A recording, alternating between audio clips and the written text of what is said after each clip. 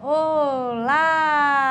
Muito boa noite. A gente está em cenário novo, né, doutor? Lindo aqui, né? Muito bonito. Se você já gostou desse cenário novo, já vai dando seu coraçãozinho, já vai compartilhando, porque hoje o tema deste nosso encontro e dessa aula que o doutor preparou para a gente é realmente um tema poderoso, né, doutor? Não tenha dúvida, a comunicação é a base de tudo. Se a gente melhorasse a comunicação, a gente melhoraria o mundo. Acabaria as guerras, os conflitos, os divórcios. É isso aí, o poder da comunicação. E para já começar o nosso encontro, eu vou dar boa noite para todos os nossos colegas que estão em rede com a gente. Olá, o Ilmar do Mioc tá tendo, o Ricardo do Minha Saúde Curas Naturais, o Júnior Halak Medicina e Saúde, Moisés, boa noite no Saúde e Bem-Estar, Luiz, nosso companheiro Luiz do Instituto Dr. Lair Ribeiro, o João Dapper do Nutrição, Alimentos e CIA e o Fernando Betete da Academia do Dr. Lair Ribeiro. Sem contar, né, doutor, que é uma boa noite mais do que especial para os nossos seguidores, para os seguidores do doutor, do Instagram, o @Dr. Lair Ribeiro. Boa noite, eles esperam, doutor, sempre para o senhor dar boa noite para eles. Boa noite a todos vocês e agradeço pela presença de vocês. Nós vamos ter uma noite muito interessante. Nós vamos estar interagindo aqui com você que está aí aproximadamente 1h20, 1h30. É isso aí. E hoje o tema, conforme eu já havia comentado com vocês, né, o convite do Dr. Lair Ribeiro para vocês que estão conosco é para falar sobre o poder da comunicação, né? O poder da comunicação com passos fundamentais para o sucesso pessoal, para o sucesso profissional. Então, assim, já compartilha esse evento para todas as pessoas que merecem receber essa mensagem, certo, doutor? Certo. É isso aí. Então, assim, vou começar já. O doutor preparou, é um estudioso do tema há muito tempo, né, doutora? Há quanto tempo, mais ou menos, o senhor pesquisa sobre o comportamento humano, doutor? Eu lancei o primeiro livro em 1992. Certo. Então, uma longa estrada, né, doutor? Para publicar o livro, a gente tem que estudar muito, né? Mas essa história começou, eu trabalhava no Peter Brand Brigham Hospital, hoje chama Brigham Women's Hospital, e eu estava com outro colega médico no corredor e eu vi um anúncio. Certo. O casal Barreto ia fazer uma apresentação sobre programação neurolinguística. Aí eu perguntei para esse outro médico americano, o que é isso? Ele falou, não tenho a menor ideia. E eu fui professor de neuroanatomia e neurofisiologia 5 anos na faculdade de medicina. Aí programação neurolinguística. Aí eu pensei, o neuro eu tenho, está faltando a linguística. Aí eu fui assistir o casal Barreto e aquilo caiu exatamente, porque eu já tinha o substrato anátomo-fisiológico. Faltava só o componente linguístico. Entendi. E aí começou a história. E aí começou a história, uma história de sucesso, uma história que traz para o senhor, né, uma experiência para ajudar outras pessoas também a conquistarem o sucesso. Então, vamos já começar? Eu quero saber, doutor, e eu acho que essa é uma dúvida das pessoas, todo mundo acha que se comunica bem, né? Qual que é a importância da comunicação nesse processo de construção do sucesso, doutor? À medida que você cresce no escalão da vida, a coisa mais importante para você é saber se comunicar bem. O melhor médico da sua cidade não é o que sabe mais medicina, é o que se relaciona melhor com os pacientes. O melhor advogado, mais famoso da sua cidade, não é aquele que conhece mais leis, é aquele que relaciona melhor com os clientes, com os jurados, com os juízes. À medida que você aprende a se comunicar melhor, o seu valor no mercado aumenta. Mas não é só isso, não. Você também tem que aprender a comunicar com você mesmo. Porque você há de convir que você começou a assistir aí e tem uma conversa aí dentro da sua cabeça. Você está perguntando que conversa? Essa que está perguntando que conversa. À medida que eu vou falando aqui, você vai criando um diálogo interno. E esse diálogo interno lhe acompanha o tempo todo. Eu pergunto para você, você tem um amigo ou um crítico que você carrega dentro da cabeça? Porque tem gente que tem um crítico, ele está sempre criticando ele mesmo. E agora, se você tiver uma voz amiga que vai te estimulando, faz toda a diferença. E isso não é nada mais, nada menos do que a chamada comunicação intrapessoal. É de você para com você.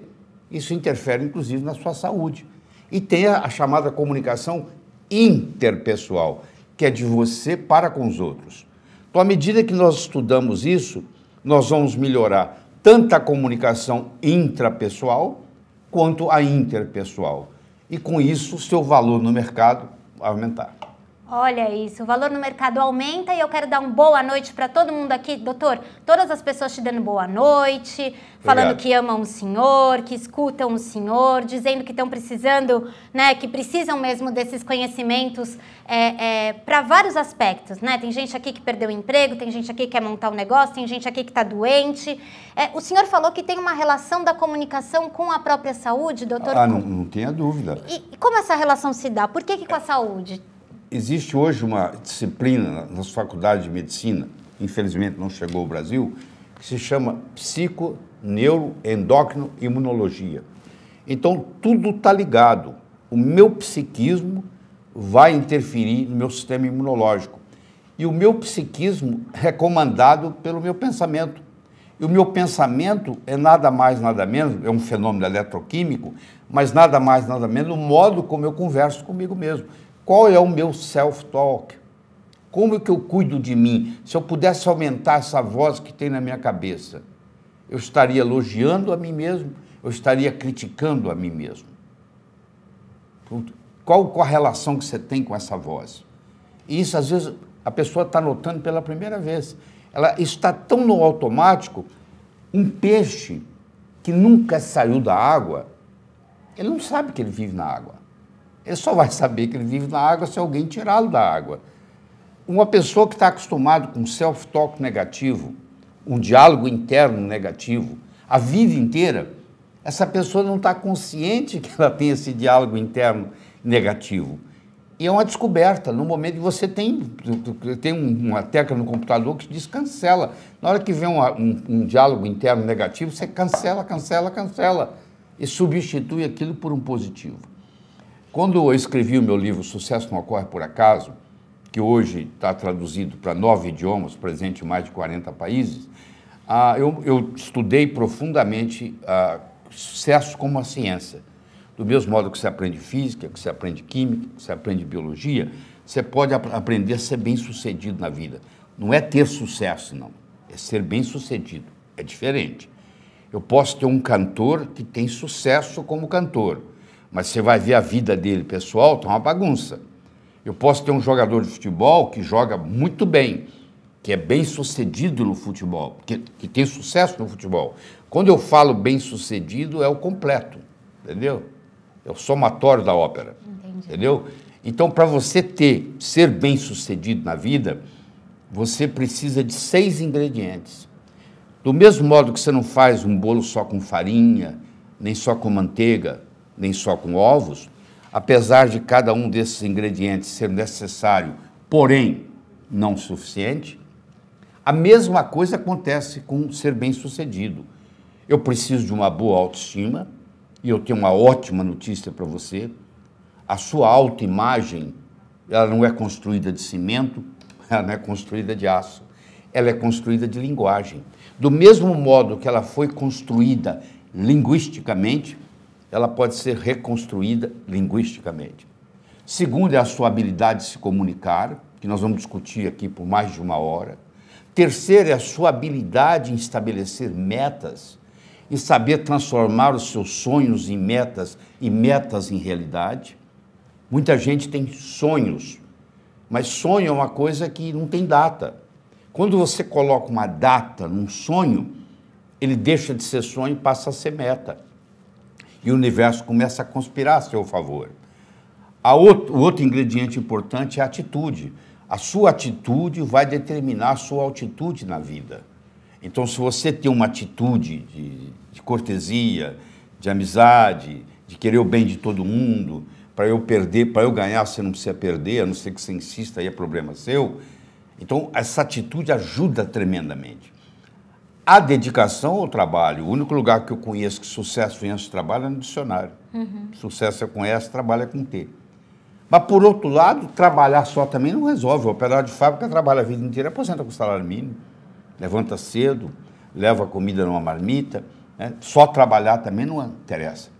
E o último ingrediente, que às vezes a pessoa tem dificuldade em entender, é você ter ambição no bom sentido. É o que o japonês chama de Kaizen. melhora contínua. Hoje melhor do que ontem, amanhã melhor do que hoje. Em 1945, Hiroshima, Nagasaki, 40% do Japão destruído pela bomba atômica. Hoje o Japão está per capita entre os 3 melhores países do mundo. O que fez o Japão semi-destruído em 1945 ser hoje uma potência mundial? Uma palavra, K-A-I-Z-E-N, Kaizen, melhora contínua. Então, a ambição que eu digo aqui é uma ambição saudável, é uma ambição de fazer o hoje melhor do que ontem, o amanhã melhor do que hoje. Isso você vai passo a passo construindo. Quando você coloca esses 6 ingredientes da receita e você dá uma pitadinha do que diferencia o profissional do amador, que é paciência e persistência, o amanhecer só vem depois da noite toda ter passado, esse sucesso imediato da noite para o dia não existe, isso é uma ilusão. Então, se eu faço uma plantação hoje, planto uma semente, amanhã não virou plantinha, ela está germinando, mas eu tenho que dar tempo ao tempo. Roma não foi construída em um dia. Mas desses todos, nós não temos tempo de discutir todos, eu gostaria de focar no aspecto da comunicação. Porque na era da agricultura, mandava no mundo quem tinha terra. Na era industrial, passou a mandar no mundo quem tinha capital, quem tinha dinheiro. Hoje a moeda mudou e muita gente não se deu conta disso ainda. A moeda hoje chama-se informação. Você é rico ou você é pobre em informação. Só que informação tem 2 características interessantes. Primeiro, é um produto altamente perecível. Ninguém está interessado em notícia de ontem. Já ficou velho. Já. E segundo, a informação só tem valor quando ela passa de um cérebro para outro. Qual o valor de uma moeda de ouro no fundo do Oceano Atlântico, onde ninguém consegue chegar lá? Não tem valor nenhum. Ela só vai ter valor quando ela estiver na mão de alguém. A informação só tem valor quando ela passa de um cérebro para outro. Não adianta o conhecimento que eu tenho aqui. É o quanto desse conhecimento que eu posso passar para você nesse período que nós estamos juntos. Eu sou capaz de fazer isso se eu fizer o uso adequado do processo de comunicação. Perfeito. Perfeito, doutor. E assim, o senhor falou do Japão, e o senhor falou do sucesso, e o senhor falou de uma melhora contínua. Quando a gente fala desses fatores, as pessoas já associam na inteligência, né? Na capacidade de produção, né? Sim. Isso tem a ver com inteligência? Sim, tem a ver. Inteligência é a capacidade em fazer distinções. Se você é capaz de fazer distinção mais do que eu num certo território, nesse território você é mais inteligente que eu. O Alasca tem 49 nomes para neve. 49 nomes. Olha isso. Porque tem uma neve desse jeito, neve daquele jeito. No Brasil, neve é neve. Uhum. Se eu vivo no Brasil, eu não preciso me preocupar com os 49 tipos de neve. Mas se eu vivo no Alasca e quero sobreviver, eu vou ter que pegar essa distinção. Eu vou ser mais inteligente no que diz respeito. O professor Howard Gardner, professor de linguística de Harvard, ele fez um estudo profundo e mostrou que nós, seres humanos, temos 7 inteligências básicas. A verbal, a matemática, a musical, a espacial, a corporal, a intra e a interpessoal. Então nós poderíamos passar horas e horas discutindo cada uma delas, mas não é a finalidade de hoje. Então você viu que eu deixei por final a interpessoal, que é a comunicação de você com os outros, entendeu? Que nós somos animais sociais. Uhum. Ninguém vive sozinho. Se você tiver uma ideia brilhante aqui agora, a primeira coisa que vai vir na sua cabeça é com quem que você vai implementá-la. Uhum. Não é verdade? Uhum. Então, na mesma hora, a gente pensa num outro ser com quem a gente vai implementar essa ideia. Então, nós somos, por natureza, animais sociais. E isso faz uma diferença muito grande. Então, nós temos que aprender a fazer distinções na área da comunicação. Só que isso não é ensinado na sua mesa de jantar em casa, isso não é ensinado nas escolas, você acaba virando um autodidata, aprendendo a se comunicar e convencer os outros. Mas por trás de tudo isso existe uma ciência. Eu gosto de fazer a comparação da comunicação com a odontologia. Olha como é que faz direitinho. Todo brasileiro que eu conheço, que mora nos Estados Unidos e tem condição financeira, ele quer vir tratar de dentes no Brasil. É verdade. Por quê? Porque o dentista brasileiro tem uma destreza manual melhor do que o americano.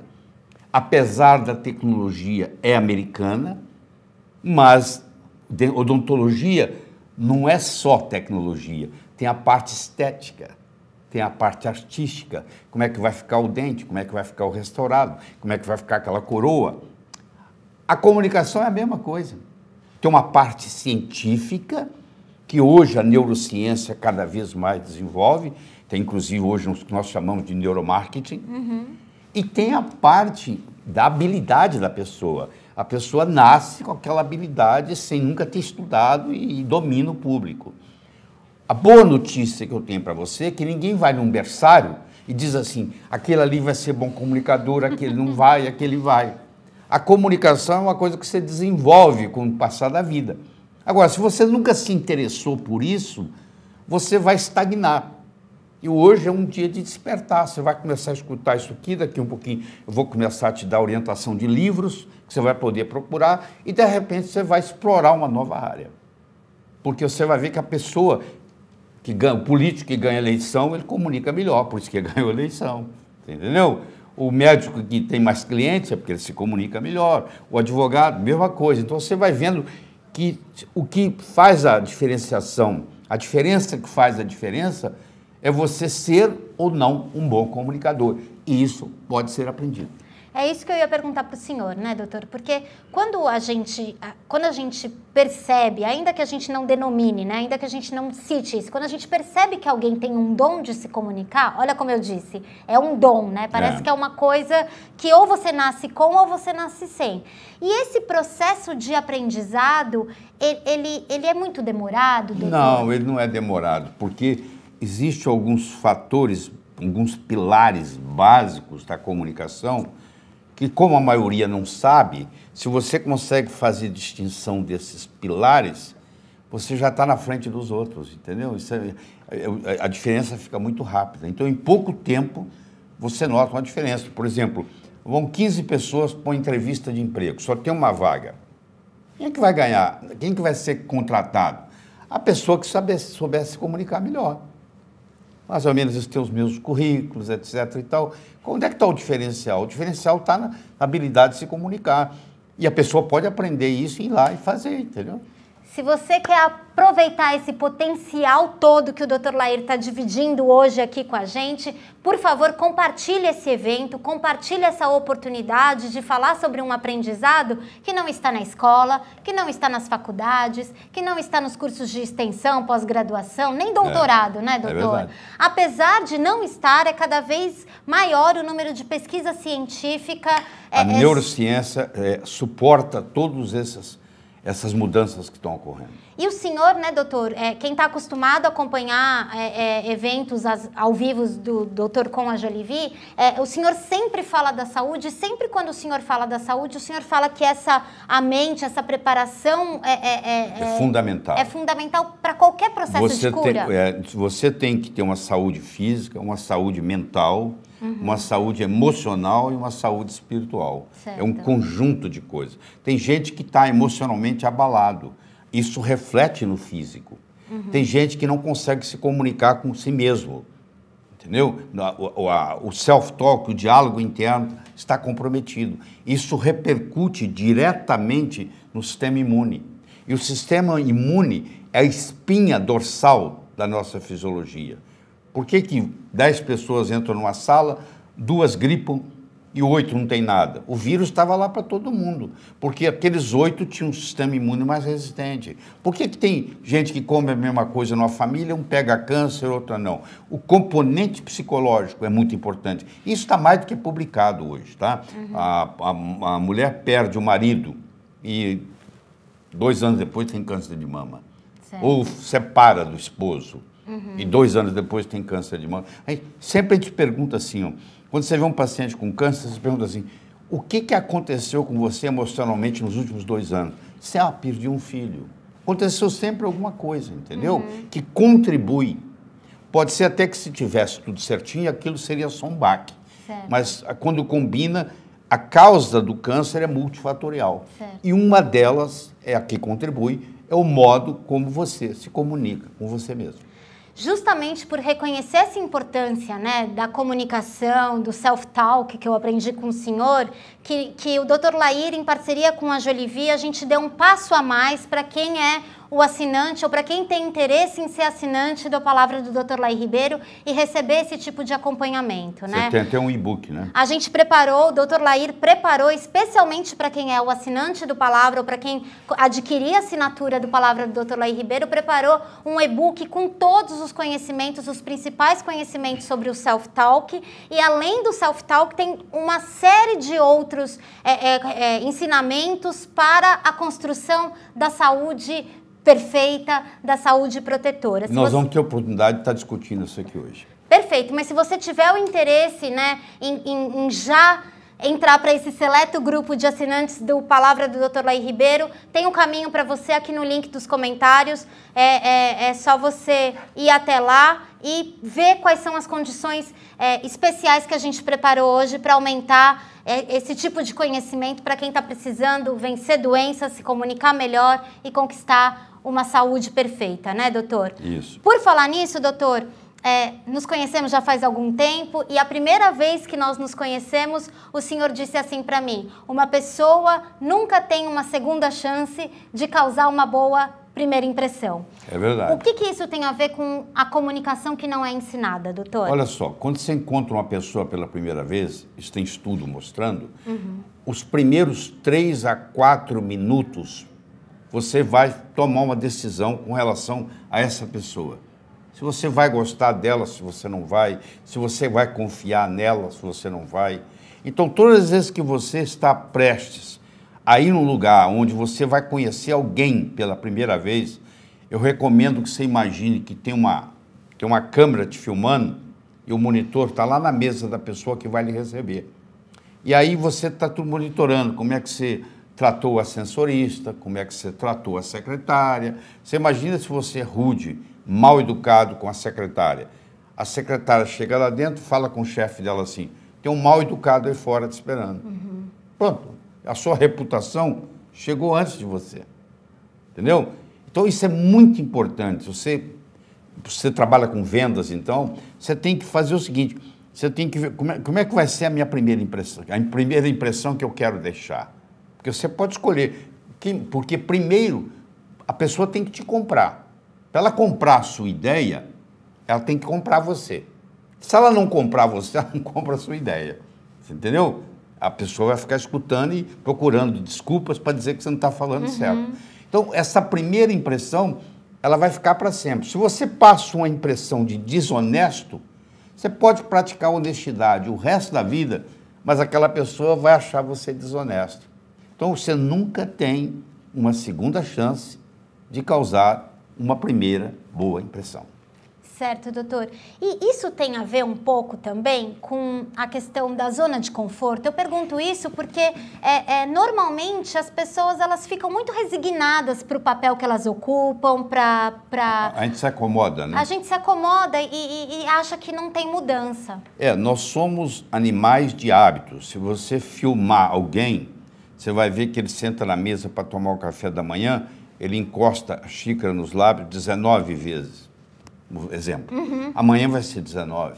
É mais ou menos igual. Ele sai, ele para nos mesmos semáforos, ele cumprimenta as mesmas pessoas, ele entra no piloto automático. Isso ajuda em grande parte, porque você não precisa ficar pensando em nada. Tá? Mas, por outro lado, como o mundo hoje é rápido, nós vivemos num mundo que se caracteriza por ser muito rápido, um mundo muito instável, né? Com a mudança constante. Então, nós precisamos estar constantemente, eu digo, nós temos que mudar para permanecer. Esse é o slogan que eu uso. Se no mundo que você vive hoje, um mundo complexo, veloz e incerto, eu digo que o mundo de hoje se caracteriza por 3 palavras: complexidade, velocidade e incerteza. Não interessa onde você mora. A sua cidade hoje, onde você mora, é muito mais complexa para viver do que era 20, 30 anos atrás. A complexidade aumentou. A velocidade aumentou. Você está aí na internet, hoje é a velocidade da internet. E a incerteza. De repente, uma coisa que você não imaginava vai acontecer. Né? Quem é que previu que o muro de Berlim ia cair em 1989? De repente caiu. Acabou o muro. Né? O Papa acabou com o limbo. Não tinha limbo. A gente chorava porque o filho estava no limbo. Acabou o limbo. Tem limbo mais. Então, a incerteza é constante. Então, esse negócio de fazer planejamento, antes as empresas faziam planejamento para um ano, a curto, a médio e a longo prazo. Hoje não existe mais a longo prazo. De repente, o dólar subiu. E aí, todo o planejamento que você fez para o ano, com o dólar a um preço e agora está muito mais alto, aquilo não tem significado nenhum. Eu tenho que estar sempre criando e ajustando, criando e ajustando, criando e ajustando, o tempo todo. Certo. Né? Isso muda o modus operandi. E isso faz com que sair da zona de conforto também não seja algo tão perigoso, mas até desejável, doutor? Então, mas nós queremos coisas que sejam convenientes, confortáveis e conhecidas. São os 3 Cs do conforto. Conveniente, confortável e conhecido. Só que as grandes transformações, elas ocorrem fora da zona de conforto. Então, quando eu dava o curso de sintonia, eu fazia assim, a pessoa só podia ir se ela estivesse disposta a compartilhar o quarto com alguém. Você imagina, eu quero um quarto sozinho, isso não tem. Você vai ter que compartilhar com alguém, faz parte da dinâmica. Quer dizer, mas tem muitos anos que eu não faço isso, você vai fazer. Eu tirava a pessoa do conforto. Ao invés de eu ir até 11 horas da noite, eu ia até as 3 da madrugada. E as grandes transformações ocorriam depois da meia-noite, onde o cérebro direito está atuando ainda e o cérebro esquerdo está cansado. Então, a mente crítica está ali. Quando ela cansa, eu faço os grandes breakthroughs. Então, quando toda grande transformação que ocorrer com você, vai ocorrer fora da zona de conforto. Se você mantém a zona de conforto e você tem conveniência, conforto, tudo conhecido, você não tem as grandes transformações, elas não ocorrem. E é neste sentido, doutor, que o senhor também diz que é importante você saber que não sabe. Isso, para a saúde, é essencial, né, doutor? Se você sabe, mas não sabe que sabe, é como se você não soubesse. Concorda? Não tem aquela Coralina que aos 76 anos de idade virou escritora? É verdade. Né? Cora Coralina? Ela não sabia que ela era escritora até os 76 anos, quando ela lançou o primeiro livro. Tem um pintor que ele vai descobrir aos 80 anos que ele sabe pintar. Mas se ele sabe pintar, mas ele não sabe que sabe, é como se não soubesse. Então, quando você descobre algo que você pode fazer, é um renascimento, é um rebirthing. Você, poxa, finalmente eu descobri. Eu ensino as pessoas a levar para perto na hora que ela vai dormir, ela leva um copo d'água e ela faz a chamada técnica do copo d'água. Ela pergunta assim, porque assim, o nosso cérebro funciona assim.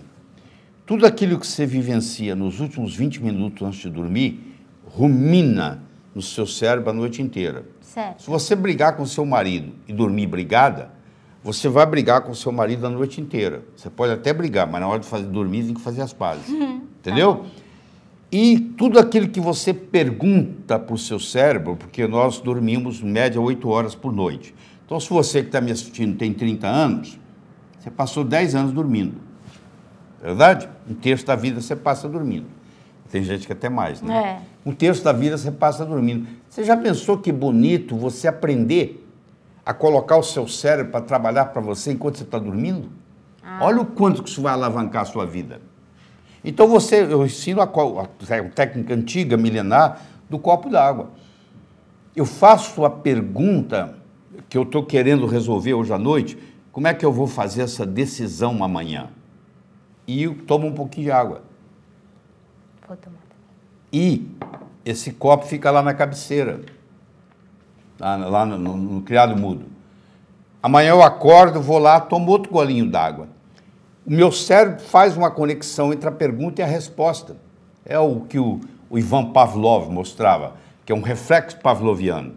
Eu fiz a pergunta, tomei um golinho d'água. Quando eu tomo outro golinho d'água amanhã de manhã, eu desencadeio a resposta que o cérebro trabalhou. E é impressionante. Às vezes você está tomando café da manhã, às vezes você está dirigindo para o trabalho, de repente a ideia vem. Então eu ensino as pessoas a descobrir qual é a finalidade de vida. Qual é a sua finalidade de vida? Para que você nasceu? Eu, sei lá, 30 e tantos anos atrás, fazendo essa técnica, eu descobri transformar as pessoas de uma forma alegre e poderosa, com amor e sabedoria. Todas as vezes que eu alinho as minhas metas com essa finalidade de vida, que nunca vai terminar, ela só termina o dia que eu morrer, que isso aqui é mais ou menos assim a analogia que eu faço. Ó, se você está em Nova York e você quer ir para Chicago, você fala, eu estou em Nova York, quero ir para Chicago. Você viaja para Chicago. Agora, se você está em Nova York e você resolver dirigir oeste, você vai passar por Chicago, você vai passar por Los Angeles, você vai passar por Sydney, na Austrália, você vai embora, você vai voltar para Nova York, porque a Terra é redonda. Então, você nunca chega ao oeste. Sempre tem o oeste para você ir. Você pode ir para Chicago, você pode ir para Los Angeles, você pode ir para o Havaí, você pode ir para a Austrália. São metas. Mas se você está viajando oeste, você não termina. Nunca, porque sempre tem o oeste para ir. A finalidade de vida é a mesma coisa. Eu não termino ela, só o dia que eu morrer. Então, a minha finalidade de vida é transformar as pessoas de uma forma alegre e poderosa, com amor e sabedoria. Isso veio da minha cabeça, do jeito que eu estou ensinando aqui. Eu fiz isso, sei lá, uns 20, 30 dias seguidos, e de repente eu estava tomando café da manhã e isso desceu. Quer dizer, o meu cérebro, o meu inconsciente respondeu. Quando eu passo a trabalhar, primeiro você deixa de trabalhar, porque não é trabalho mais. Quando você está na sua missão de vida, você está de férias. Você não sente que você está trabalhando. Segunda-feira passa a ser o melhor dia da semana. É muito simples, você pergunta para uma pessoa assim, qual o melhor dia da sua semana? A pessoa falar que é sexta-feira, essa pessoa não está coerente com a sua finalidade de vida. Porque a pessoa que está coerente com a finalidade de vida, ela quer começar de novo. Aí você fala assim, mas vai mudar o quê? Eu falo, muda tudo. Eu pego um obstetra que está fazendo parto a vida inteira, fazendo parto, de repente ele descobre que a finalidade de vida dele é trazer vida para o mundo. O próximo parto que ele faz já tem um significado diferente. Eu vou usar um exemplo mais simples. Você que está aí me assistindo, está interessado num joguinho que tem uma bolinha que eu jogo para aí, você joga para mim. Eu jogo para você, você joga para mim. Eu jogo para você, você joga para mim. Está começando a ficar chato, não está? E se eu chamar esse jogo de tênis? Mudou, né? Aquela bolinha que vai para lá, para cá, enquanto eu estou falando dela para lá e para cá, ela não tem muito valor para você. Mas na hora que eu chamei de tênis, tem milhões de dólares por trás, tem um marketing por trás, mudou tudo. E é a mesma bolinha indo para lá e para cá, mas agora não é bolinha mais, é tênis. Quando você descobre a sua finalidade de vida, acontece isso. Uma coisa que parecia corriqueira, de repente ela tem um significado totalmente diferente. E realmente, primeiro, você para de envelhecer, sua saúde fica muito boa, obrigado. Você nunca mais vai ter problema financeiro na sua vida, desaparece do seu universo físico, e você começa a contribuir para a humanidade, que é o que está todo mundo aqui. O Teilhard de Chardin, o teólogo jesuíta francês, ele dizia assim, nós não somos seres humanos tendo uma experiência espiritual, somos sim seres espirituais tendo uma experiência humana. Nós não somos daqui, nós estamos passando uma temporada aqui. É verdade? É isso mesmo.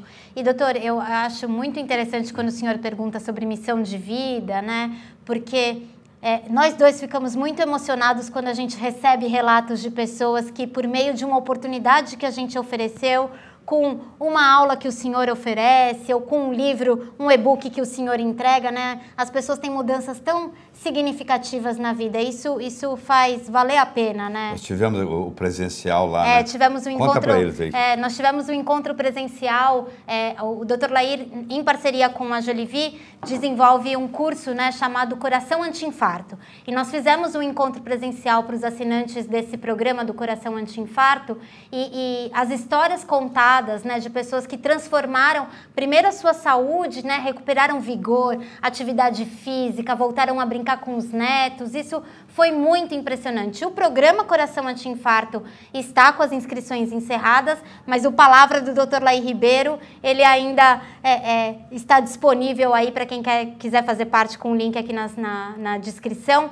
Mas neste evento a gente viu muito de perto gente que não andava mais, voltou a andar. Do Brasil inteiro. Nossa, Amapá, a pessoa Rondônia. sai para vir assistir 2h30 do Laí Ribeiro e voltar no mesmo dia. Impressionante. E volta no mesmo dia e com o objetivo de escutar o doutor, lógico, né, de ter uma experiência, mas também de voltar de compartilhar a história, né? Eu estava olhando até agora para a câmera errada, gente, desculpa, eu estou falando com você aqui agora e dizendo essa importância de você compartilhar a sua melhora, né? Compartilhar algo que você não fazia antes, né? E doutor, compartilhar é uma forma de linguagem, e o senhor costuma dizer, e eu queria que o senhor explicasse agora, que linguagem é o que gera ação, é isso mesmo, doutor?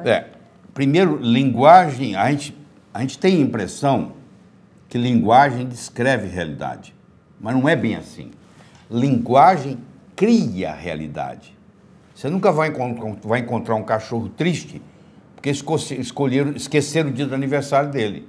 Ele não tem linguagem para criar esse problema. Agora, se você esquece o dia do seu casamento, a sua mulher, o seu marido vai ficar muito chateado. Isso é linguagem. Você vai ver que os nossos problemas, 99,9% deles, são linguísticos. A linguagem, ela pode gerar ou não ação. As pessoas bem-sucedidas, elas usam uma linguagem que gera ação. As pessoas que não têm o sucesso almejado, elas usam uma linguagem que não gera ação. Eu vou dar um exemplo para você. Você imagina, eu começo um discurso e digo assim: eu gostaria de agradecer. Até agora, não aconteceu nada. Se eu disse que eu gostaria de agradecer, ainda não surgiu o agradecimento. Agora, se eu começo a falar e digo assim, eu agradeço.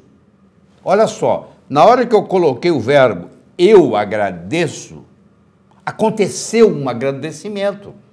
Na hora que eu falo eu gostaria de agradecer, não aconteceu nada.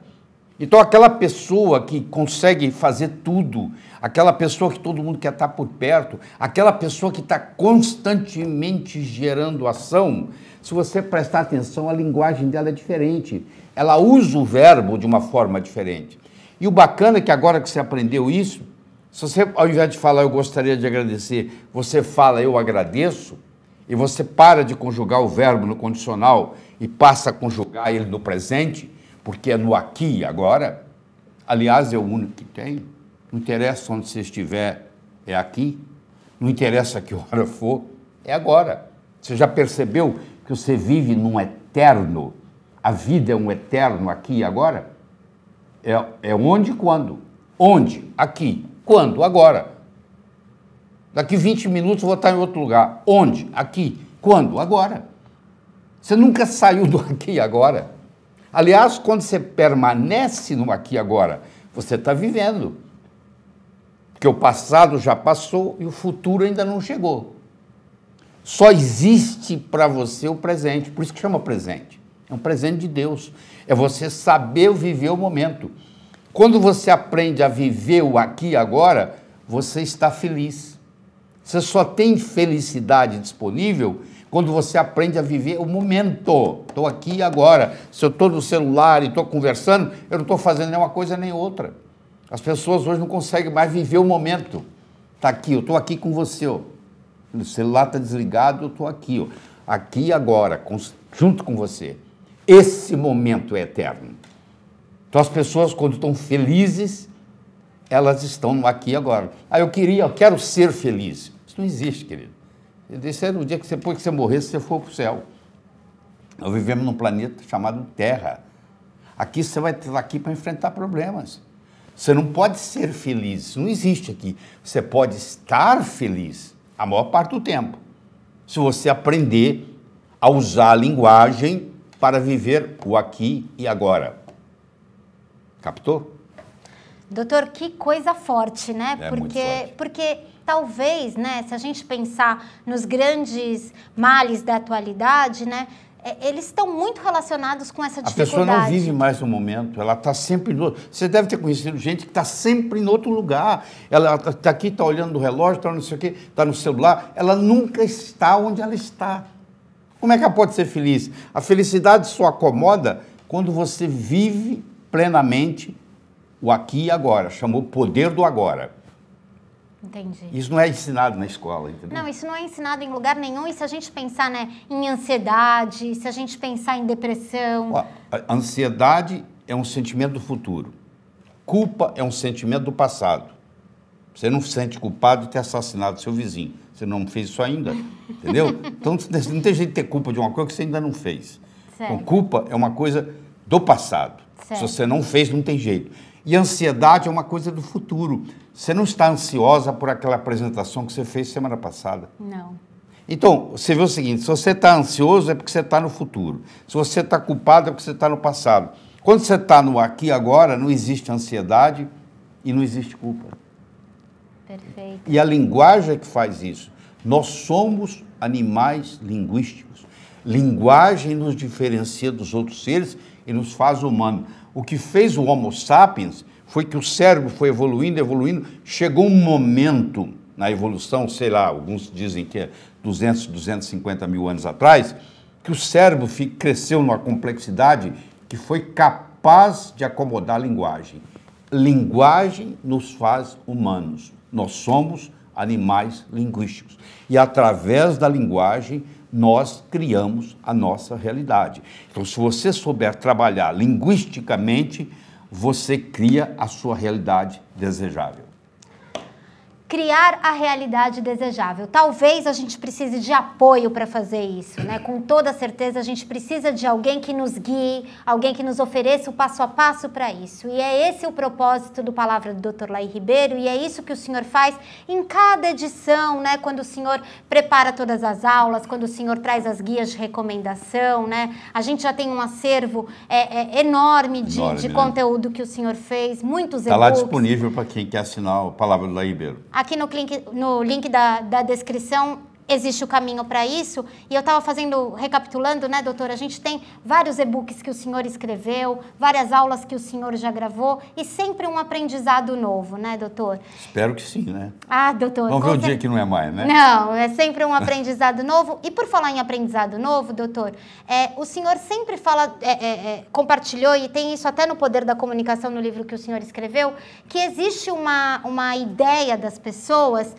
de sempre que os opostos se atraem, né? Mas o senhor escreveu que nós gostamos de quem nos é igual, né? Semelhante atrai semelhante. Você quer ver? A água vai correr para onde? Para o esgoto. O esgoto vai correr para onde? Para o rio. O rio vai correr para onde? Para o mar. Você vê que para onde vai a água? Vai buscar a água. Você acha que ódio vai para quem?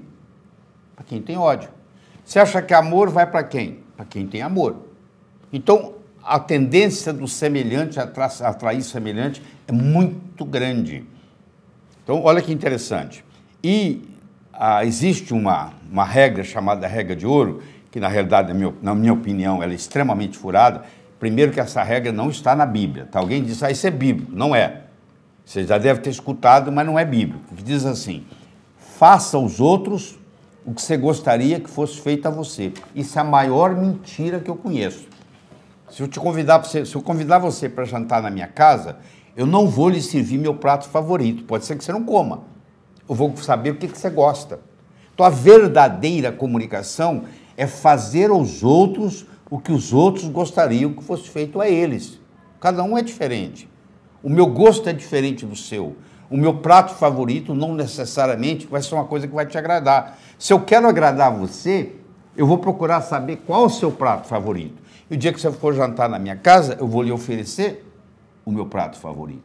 Então isso acontece em todo lugar. Quando você encontra uma pessoa, tem pessoa que aperta a mão com força, tem a pessoa que aperta a mão devagar.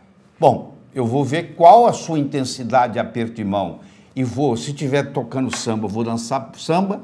Se estiver tocando bolero, eu vou dançar bolero. Eu vou fazer de acordo com a música, de acordo com a pessoa, o interlocutor que eu estou conhecendo. Então, essa história de eu encontrar o interlocutor onde ele está faz toda a diferença. Claro que para eu fazer isso, eu preciso de uma certa flexibilidade comportamental. Mas aí é que está a diferença, que faz a diferença. Doutor, mas talvez, isso é só um palpite meu, gostaria que o senhor me ajudasse nisso. Talvez as pessoas não façam para os outros aquilo que gostariam que fizesse para si, ou tenham uma dificuldade em interação, por medo de um danadinho chamado julgamento, né?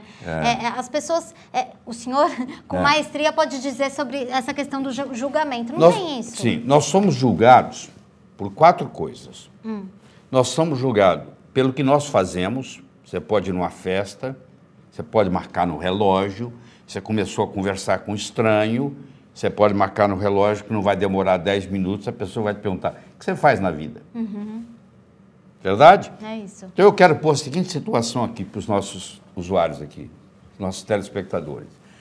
Olha só, eu tenho 2 pedreiros, um trabalhando ao lado do outro, na mesma construção.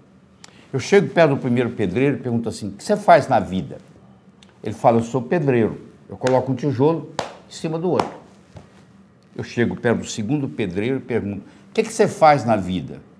Ele fala, eu sou pedreiro. O que você está fazendo? Eu estou construindo o Maracanã, é um dos maiores estádios de futebol do mundo, que vai ficar aqui para a posteridade. Olha a diferença. O pedreiro que vê um tijolo em cima do outro, pode passar 20 anos, ele vai continuar colocando um tijolo em cima do outro, ele é pedreiro.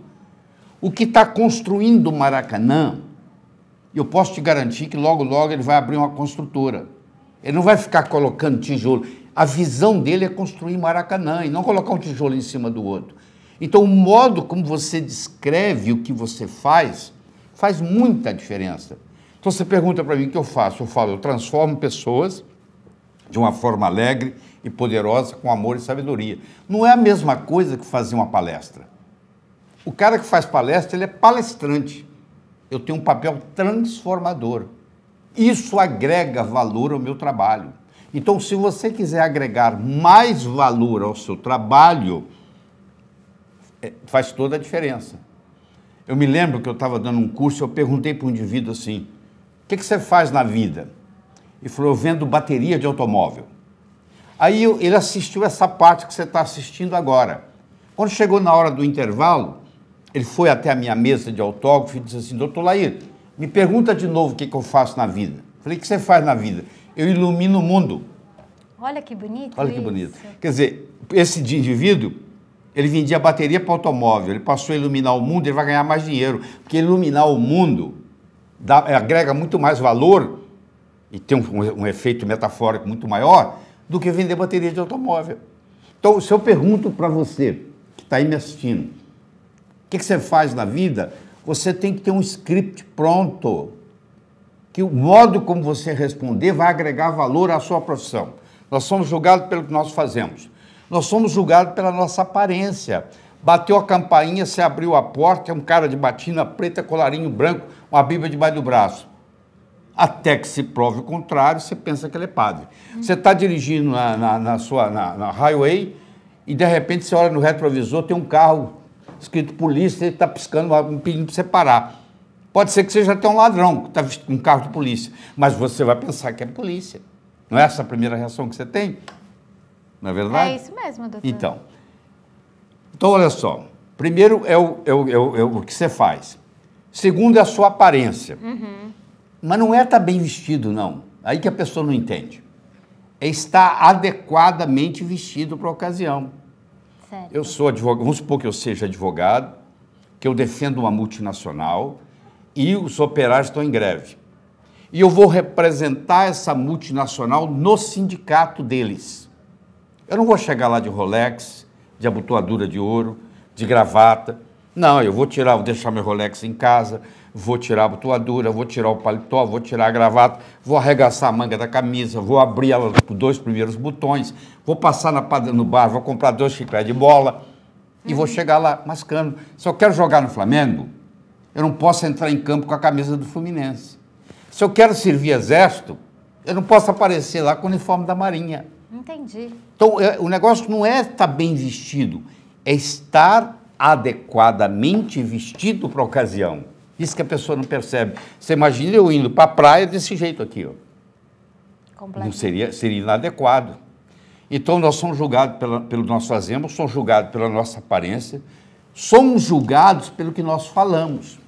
Enquanto você não falou nada, ninguém sabe se você é inteligente ou deixa de ser.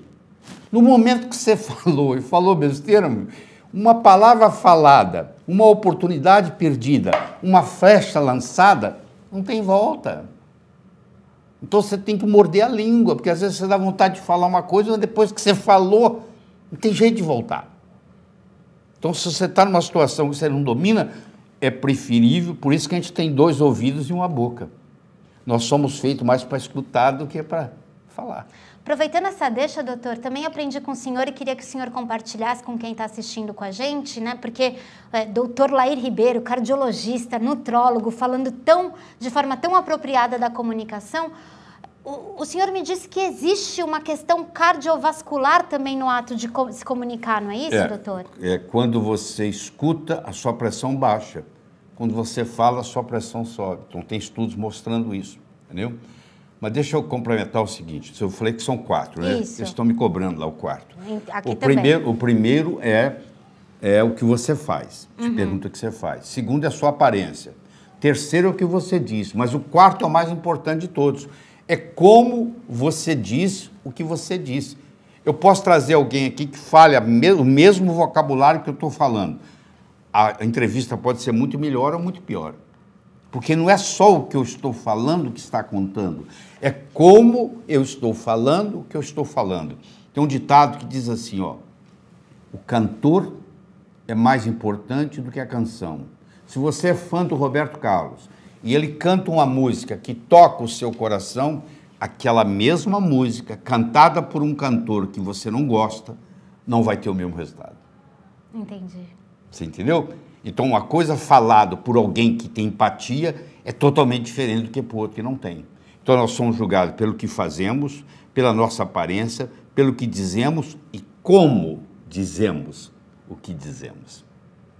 Perfeito, doutor. E isso tudo a ver, o senhor acabou de falar do Roberto Carlos, o senhor acabou de falar que depende de quem está falando. Isso tem a ver com confiança? Não é só confiança, tem a ver com uma série de estratégias, tem uma série de movimentos gesticular, uma série uso dos olhos, tem toda uma... Aí vem a parte científica. Não sei o quanto nós vamos conseguir cobrir aqui, mas tem todo um processo por trás. Entendeu? Vai me perguntando aí que eu vou te respondendo. Eu vou te perguntando e o senhor vai me respondendo. Doutor, com relação à confiança, com relação ao poder de comunicação, o senhor disse que tem uma ciência que fala que tem a relação com o movimento dos olhos também. Mas vamos fazer o seguinte. Vamos. Vamos falar da confiança no outro. Tá. Quando que eu tenho uma pessoa na minha frente, eu devo confiar nela ou não? É possível. Isso é muito... Claro que é possível. É muito importante isso, porque você há de convir que pessoas já te enganaram, muitas vezes, né? Eita. Você achou que era uma coisa e era outra. Quantas vezes já aconteceu na sua vida? De novo, de novo. Então, eu desenvolvi uma metodologia para você saber se você vai confiar no outro ou não. Não acredito, doutor. É um tripé. Primeiro é sinceridade. Essa pessoa fala a mesma coisa quando eu estou presente e quando eu estou ausente? Ela está falando mal de uma pessoa que não está aqui? Porque se ela está falando mal de uma pessoa que não está aqui, na hora que eu sair daqui, ela vai falar mal de mim. Então, nunca fale mal de ninguém, querido. Você não tem tempo para isso, não, pô. Você vai perder. Eu conheço site aí na internet, fica só falando mal dos outros, pô. Você vê se lá em Ribeiro alguma vez já falou mal de ninguém. Não tem tempo de falar mal de ninguém, não, pô. Estou ocupado com a minha vida, estou vivendo a minha vida. Eu vou lá perder tempo para falar mal dos outros, pô. Tá? Então, primeiro, se você quer manter o presente, quem está presente, fale bem do ausente. Se você quer manter quem está presente, fale bem do ausente. Ou não fale nada. Se você não tem nada para falar, não fala. Então, a sinceridade. A pessoa é sincera Ou ela tem uma conversa comigo e com um amigo dela diferente, ela tem outra? Qual é a sinceridade dela? Mas isso não é suficiente. O meu cunhado, eu estou supondo, não existe isso, estou falando aqui para explicar. O meu cunhado é um cara muito sincero. E aí ele vem e me pede 10 mil reais emprestado. Aí eu penso assim, mas ele é muito sincero, eu sei que ele vai me pagar. E eu empresto e ele nunca mais paga. Por quê? Ele não tem competência para me pagar. Ele tem sinceridade. Mas não é só isso que eu tenho que julgar nele. Eu tenho que julgar se ele tem competência. Porque eu vou pagar o aluguel dele esse mês que vem vai vencer o aluguel de novo. E aí? Resolveu alguma coisa? Não. Protelou um mês. Ele tem competência de me pagar ou não? Então eu tenho que só checar a sinceridade, eu tenho que checar a competência e eu tenho que checar a história pregressa. Eu tenho uma sociedade, agora descobri que o meu sócio está roubando. E agora eu fui descobrir que ele roubou do sócio passado também. E do outro sócio que ele teve. Então você não fez seu dever de casa, pô. Você vai ter uma sociedade com alguém, você tem que fazer um levantamento do passado dessa pessoa. Você imagina uma pessoa, vem na sua empresa e quer emprego.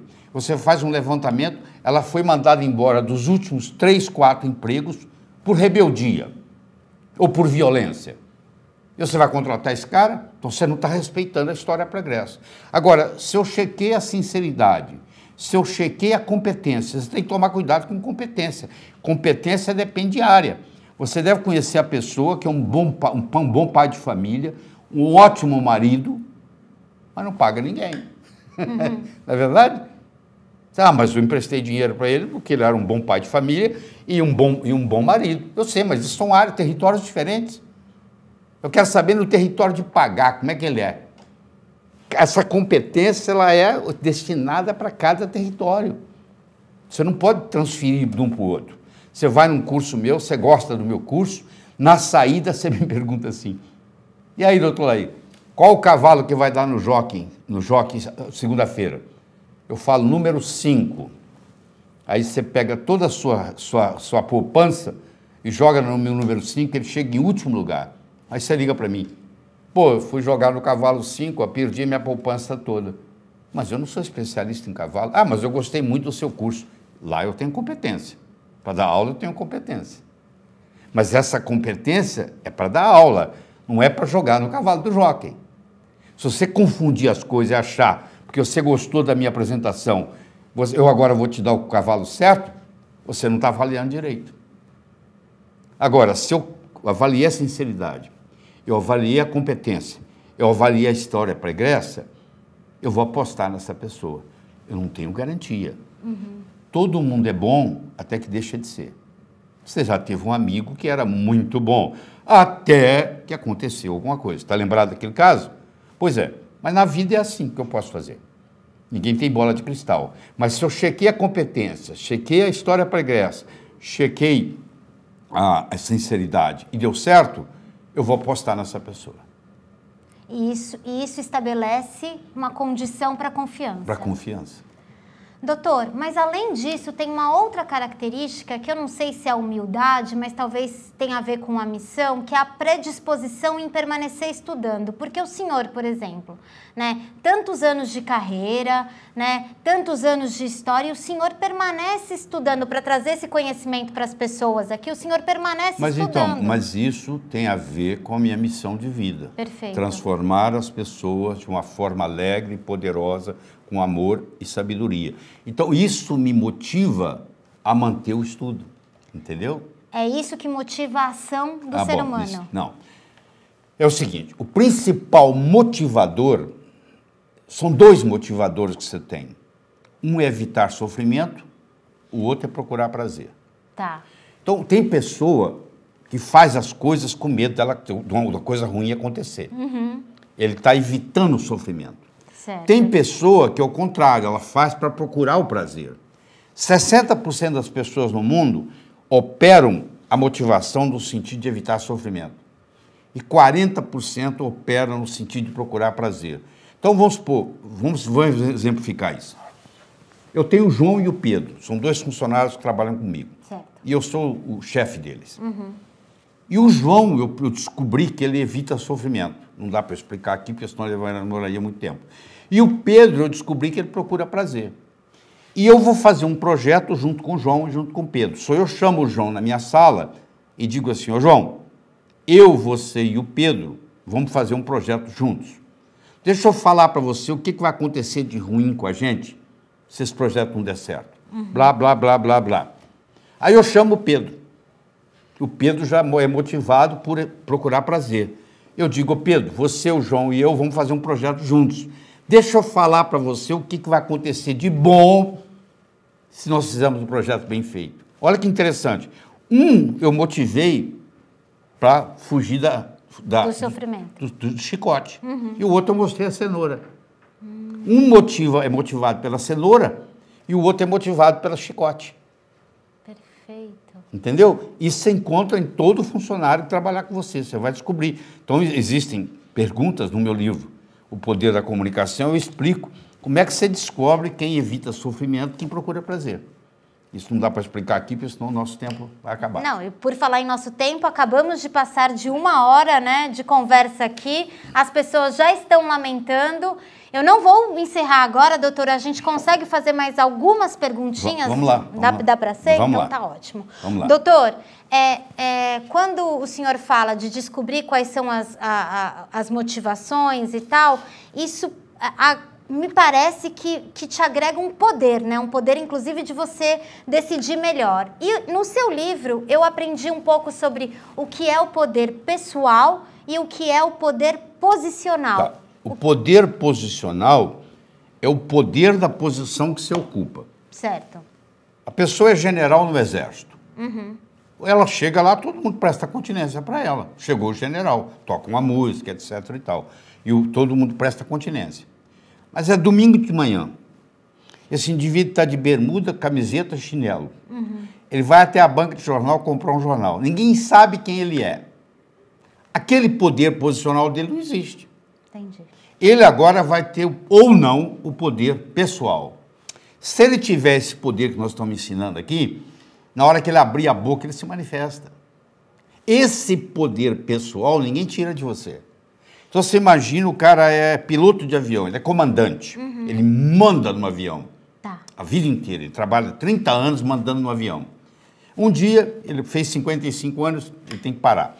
Então ele para, o que ele faz? Ele agora vai para casa. Ele não tem mais avião para mandar. Pronto, eu tirei dele todo o poder posicional. Se ele tiver poder pessoal, ele continua. Se ele não tiver, ele infarta e morre. Então eles pegaram pessoas que aposentaram com 55, e você pode aposentar com 60, e tem pessoas que preferem até os 60 pilotando avião.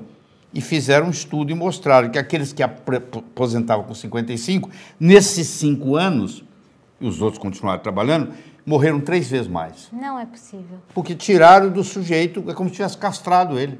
Tiraram o poder posicional dele e não sobrou, ele não aprendeu o poder pessoal, porque ele ficava, era só ele entrar no avião como comandante, ele mandava, ele não precisava de nada.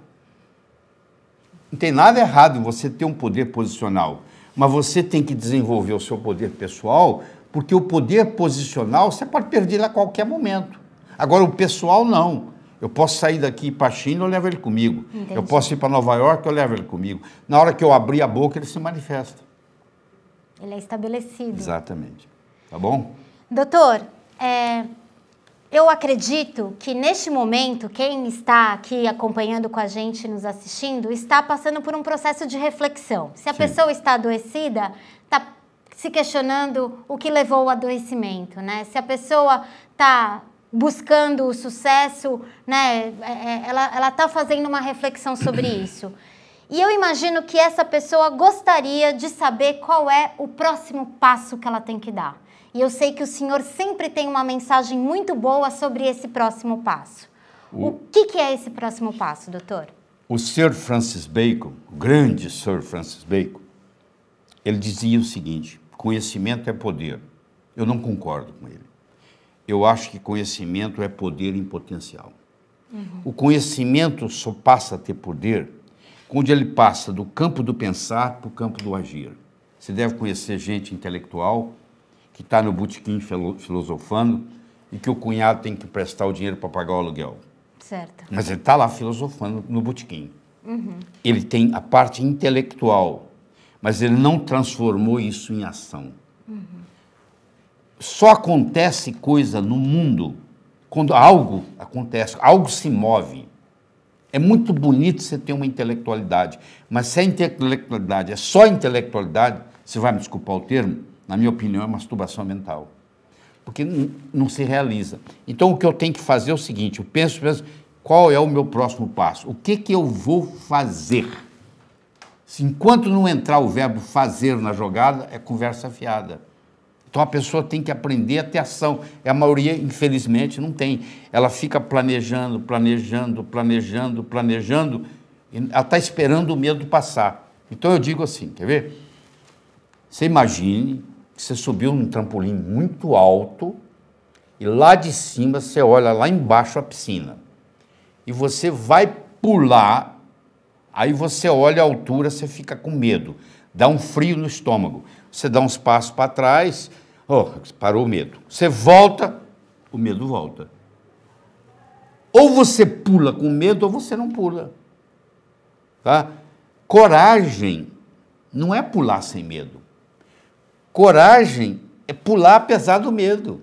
O soldado que vai na guerra e não tem medo nenhum, ele não é corajoso. Corajoso é aquele que está com medo e vai. Então, na vida é a mesma coisa. Tem muita gente, talvez você possa ser um deles, que está esperando o medo passar. O medo não vai passar. Cada vez o medo te domina mais. O segredo que você tem que aprender é pular com medo. Você leva o medo com você. Você entendeu? Você fala, vou pular, está lá embaixo a piscina, eu vou pular e vou levar o medo comigo. Mas você pula. Isso no processo de construção de saúde é fundamental, né, doutor? É fundamental, porque senão eu fico esperando o resultado da cura. Eu vou pedir a Deus para me curar. Eu tenho que fazer a minha parte, pô. Você imaginou? Deus recebe pedido toda hora, pô. A verdadeira oração não é pedir, é agradecer, porque tudo que a gente precisa, Deus já deu para a gente, pô. Exatamente. Você conhece a história de Deus? O cara se levantava todo dia, rezava, Deus, deixa eu ganhar na loteria, Deus. Deus, deixa eu ganhar na loteria. Deus, deixa eu ganhar na loteria. Um dia Deus perdeu a esportiva, gritou lá de cima, pelo menos compra o bilhete. Gente, justamente o doutor Lair conversou com a nossa equipe, justamente por a gente, o doutor entender que não há como você construir a saúde sem que você tenha alguém que te ensine, que te guie por esse caminho, de ter uma melhor comunicação, de ter uma conversa de você com você mesmo, que o Palavra do Dr. Lair Ribeiro, um programa de assinatura que está disponível para as pessoas que estão nos acompanhando aqui, é por isso que a gente deu um passo além. Agora, nós temos as nossas videoaulas e as aulas que o doutor está o tempo todo oferecendo para você sobre saúde, mas a gente também tem um acompanhamento dos podcasts do Dr. Lair, dos e-books que ele faz e que ele tem produzido cada vez mais. Artigos semanais, os conselhos do Dr. Lair, tudo para que você consiga ter a sua mente preparada para que o seu corpo, o seu organismo reaja em sintonia com isso, não é isso, doutor? É isso aí. Se você, alimentação, o processo de detox, todo esse combo necessário para que você tenha uma vida plenamente feliz, plenamente satisfeita, o Dr. Lair está preparando aqui em parceria com a Jolivie. E você pode saber como ter acesso à nossa família, né, de assinantes aqui no link dos comentários. Doutor, muitas pessoas que estão aqui nos escrevendo agora estão falando com relação à idade. Elas acham que já passou o tempo para elas. O que o senhor pode dizer para a gente encerrar essa aula tão bonita? O que interessa é a idade que você tem aqui. Eu tenho 73 anos, me considero um garoto. Tudo é um modo como você pensa. E você tem dois tipos de idade. Você tem idade cronológica, que é a da certidão do seu nascimento.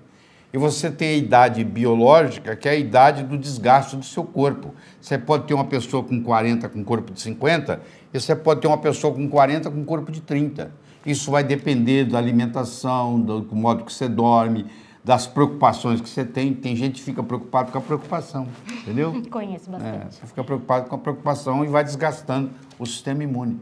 Então você tem que ver a parte física, a parte mental, a parte emocional e a parte espiritual. Se você que gosta desse ensinamento, se você que precisa desse ensinamento, mas mais do que isso, você que merece esse acompanhamento do Dr. Lair, eu te convido a conhecer o Palavra do Dr. Lair, só clicando aqui no link da descrição.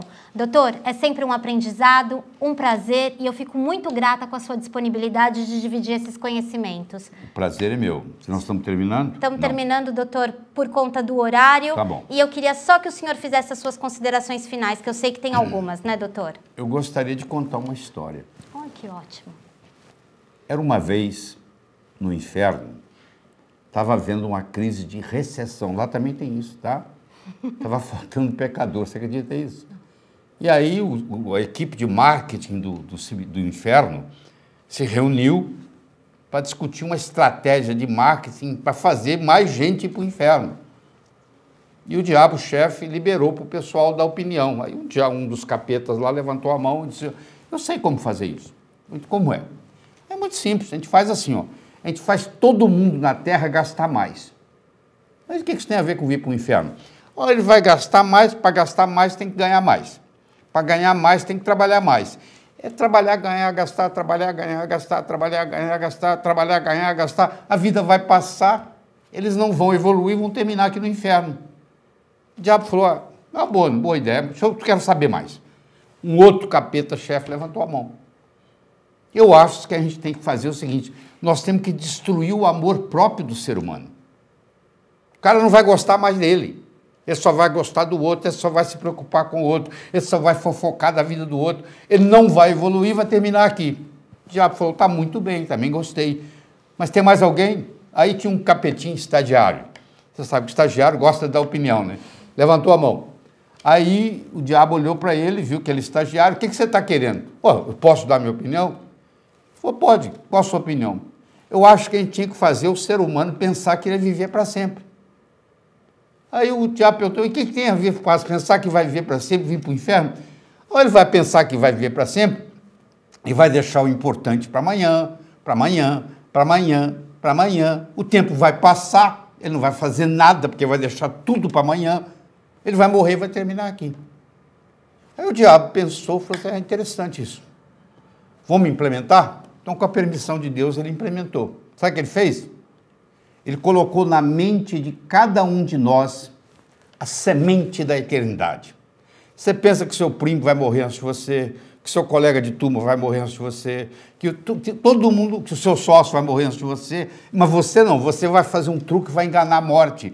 Você está procurando descobrir um jeito de enganar a morte, mas você acha que você vai ficar aqui mais do que todo mundo. Isso é consequência dessa semente da eternidade que foi colocada na nossa cabeça. Mas isso é uma ilusão. Você vai no cemitério, está cheio de gente reclamando que não teve tempo de fazer nada. Todo mundo que está nos assistindo aqui, inclusive nós aqui, nós nascemos nus, ninguém nasceu de roupa, e temos 24 horas por dia.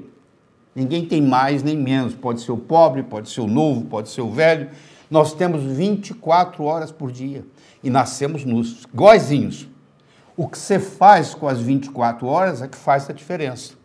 Então, uma vez, Andrew Carnegie, aquele que construiu o Carnegie Hall em Manhattan, foi perguntado para ele, senhor Carnegie, o senhor que é o homem mais rico do mundo, na época ele era, se o senhor tivesse que dar um conselho para uma pessoa, agora, simples aqui, para ela enriquecer, para ela ter sucesso, o que o senhor diria? Ele falou, eu diria o seguinte, toda noite, antes de você dormir, você faz uma lista das 6 coisas mais importantes que você tem que fazer no dia seguinte.